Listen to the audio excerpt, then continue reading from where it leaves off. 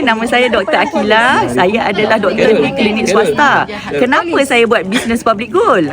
Kerana saya sukakan circle ini. Yang mana circle yang happy-happy, rasa macam auto muda. Dan yang kedua adalah saya suka untuk dapatkan time freedom. Jadi doktor, saya kerja daripada pagi sampai malam, sampai tengah malam. Jadi saya rasa sampai bila kan? Jadi at least saya nak ada option, so that kalaulah saya dah tak larat nak bekerja kerana faktor umur, dah uzur ataupun sebagainya, saya boleh memilih, ada pilihan untuk bersama public goal secara full time. InsyaAllah. Terima kasih doktor.